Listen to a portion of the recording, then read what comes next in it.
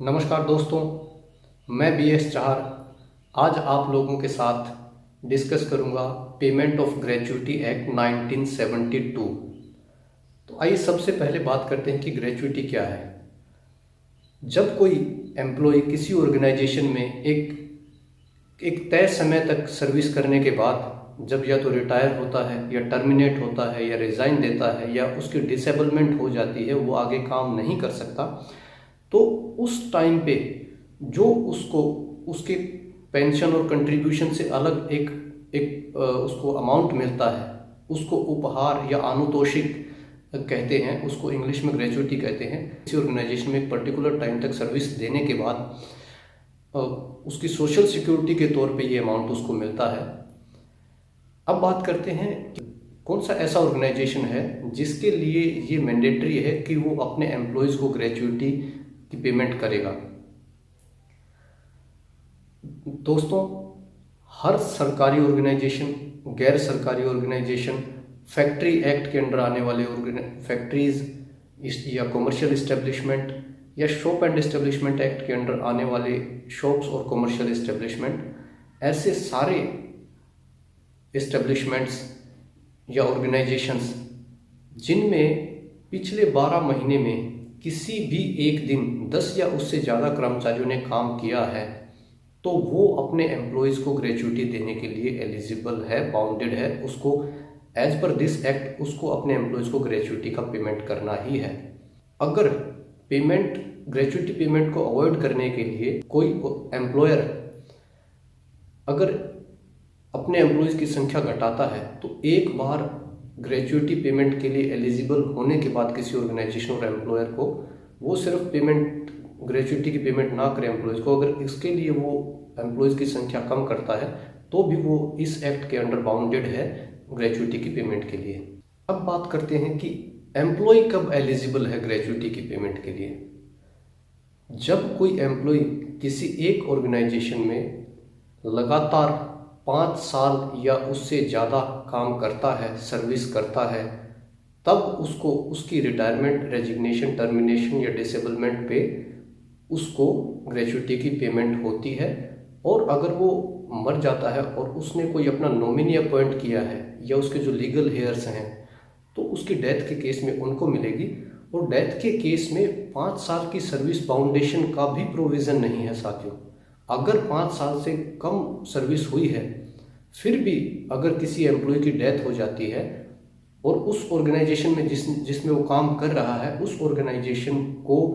Gratuity payment करनी है ऐसे अपने एम्प्लॉयज़ को, तो उस केस में उस डिसीज्ड एम्प्लॉय के नॉमिनी या लीगल हेयर्स ग्रेच्युटी की पेमेंट रिसीव करेंगे। अब बात करते हैं कि इसकी कैलकुलेशन कैसे होगी, कि किसी को कितनी ग्रेच्युटी का अमाउंट मिलेगा। साथियों, कोई एम्प्लॉय किसी ऑर्गेनाइजेशन में जितने साल सर्विस करता है, उसको अगर उसकी लास्ट मंथ की सैलरी से गुना करके उसको 15 से गुना कर दें और 26 से डिवाइड कर दें, 26 से डिवाइड कर दें, तो जो अमाउंट आएगा वो उसकी ग्रेच्युटी का अमाउंट आएगा, जो उसको उसकी रिटायरमेंट पे या किसी भी केस में वो ऑर्गेनाइजेशन छोड़ता है, तो जो ग्रेच्युटी मिलेगी उसका अमाउंट हमारे पास आ जाएगा। इसमें ध्यान देने की बात ये है साथियों कि जहाँ ईयर्स पॉइंट में रहते हैं, जैसे 2.1 से लेके 2.5 तक को 2 ईयर्स काउंट करेंगे और 2.6 से लेके 2.9 तक को हम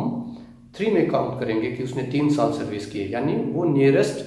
जो डिजिट है उसमें राउंड ऑफ हो जाता है। ये इसमें खास ध्यान देने की बात है। अब बात करते हैं कि मैक्सिमम अमाउंट ग्रेच्युटी का कितना रेशियो होता है, क्या वो टैक्सेबल है कि नहीं है। साथियों, मार्च 2018 से पहले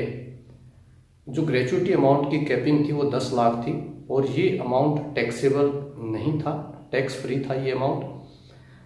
भारत सरकार ने ग्रेच्युटी के अमाउंट को मार्च 2018 में 10 लाख से बढ़ाकर 20 लाख कर दिया है और 20 लाख तक इस अमाउंट के ऊपर कोई टैक्स नहीं लगता। लेकिन कोई ऑर्गेनाइजेशन अगर किसी सर्कमस्टांस में अपने एम्प्लॉय को 20 लाख से ज़्यादा की ग्रेच्युटी की पेमेंट करता है, तो उस केस में 20 लाख से ज़्यादा जो अमाउंट ग्रेच्युटी का रेशियो होगा at the end of the service, वो टैक्सेबल रहेगा। अब एक पॉइंट और डिस्कस करते हैं कि कोई एम्प्लॉयर है, वो कोई एम्प्लॉयर या ऑर्गेनाइजेशन है जो ग्रेच्युटी की पेमेंट के लिए बाउंडेड है, एलिजिबल है, लेकिन वो पेमेंट नहीं करता, तो ऐसे केस में उसके एम्प्लॉयज़ कोर्ट जाके अपनी ग्रेच्युटी का अमाउंट क्लेम कर सकते हैं। और अगर तब भी वो एम्प्लॉयर नहीं देता तो उसके लिए सज़ा और फाइन का प्रावधान आईपीसी सेक्शंस में है, वहाँ उसको वो चीज़ें फेस करनी पड़ेंगी। अब बात करते हैं कि क्या कोई ऑर्गेनाइजेशन किसी एम्प्लॉय की ग्रेच्युटी अमाउंट से उसके द्वारा अगर सर्विस के दौरान कोई लॉस किया गया है तो क्या वो ग्रेच्युटी के अमाउंट से या टर्मिनल बेनिफिट से, ये कहिए कि टर्मिनल बेनिफिट और ग्रेच्युटी से, क्या वो उन मॉनेटरी बेनिफिट्स को रिकवर कर सकता है, एडजस्ट कर सकता है? ये बहुत इंपॉर्टेंट पॉइंट है साथियों। जनरली जो छोटे ऑर्गेनाइजेशंस होते हैं वो ग्रेच्युटी की पेमेंट के लिए ही सबसे पहले तो किचकिच करते हैं, वो देना नहीं चाहते, फिर ऐसे बहाने ढूंढते हैं कि उसकी मैक्सिमम रिकवरी की जाए। लेकिन चूंकि हमारे केस में उसके चांसेस नहीं हैं, लेकिन फिर भी कई बार मैनेजमेंट इवन बैंक एम्प्लॉय के साथ भी ऐसा कर देती है कि अगर किसी बैंक एम्प्लॉय के साथ कोई बोनाफाइड मिस्टेक हुई है और उसमें बैंक को मॉनेटरी लॉस हुआ है तो वो ग्रेच्युटी अमाउंट से पेमेंट करने की कई बार कोशिश करती है। लेकिन ऐसे केस में अगर वो एम्प्लॉय कोर्ट जाता है तो मोस्ट ऑफ द केसेस में कोर्ट ने एम्प्लॉय के फेवर में डिसीजन दिया है और मैनेजमेंट को ऐसा करने से रोका है। लेकिन कुछ केसेस ऐसे हैं जब कोर्ट भी ग्रेच्युटी का जो अमाउंट है उससे बैंक को अपना जो लॉस हुआ उसको रिकवर करने की परमिशन दे देता है, उसको जायज़ ठहराता है। वो केसेस कब है, जैसे किसी एम्प्लॉय ने जानबूझ के अगर कुछ नुकसान पहुंचाया है, जैसे अगर उसने कुछ बैंक प्रीमाइसेस में कुछ नुकसान पहुंचाया है, उसके सिस्टम्स को पहुंचाया है, आगजनी की है, दंगा फसाद किया है या कोई फ्रॉड किया है नोविंगली, ऐसे केस में कोर्ट भी, या ये कहिए कि जैसे मोरल टर्पिट्यूड का कोई पार्ट है उसके अकॉर्डिंग अगर उसने कोई गलती की है और बैंक को लॉस हुआ है तो ऐसे केस में कोर्ट भी एम्प्लॉय को नहीं छोड़ता, वो भी बैंक को उसकी ग्रेच्युटी और टर्मिनल बेनिफिट से रिकवरी की परमिशन देता है। अब इसमें एक और बहुत इंपॉर्टेंट पॉइंट है साथियों, जैसे कि हम सभी जानते हैं कि 5 साल की सर्विस के बाद ही हम ग्रेच्युटी के लिए एलिजिबल होते हैं। इसीलिए जब किसी ऑर्गेनाइजेशन में हमारी सर्विस 4 से 5 साल के बीच में कहीं भी है और हम उसको छोड़ने की कोशिश कर रहे हैं तो ये मेरी तरफ से एक सजेशन मान के चलिए कि ऐसे केस में कुछ दिन और निकाल के आप ग्रेच्युटी के लिए अपनी एलिजिबिलिटी कीजिए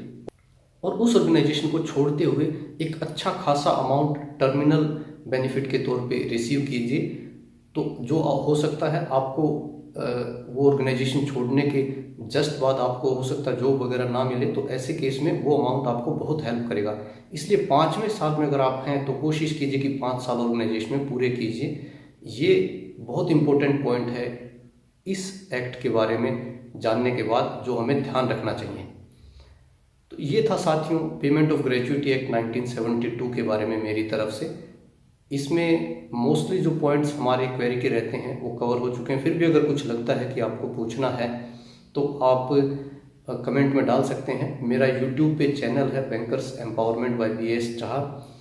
वहाँ आप जाके उसको सब्सक्राइब कर सकते हैं और ऐसे ही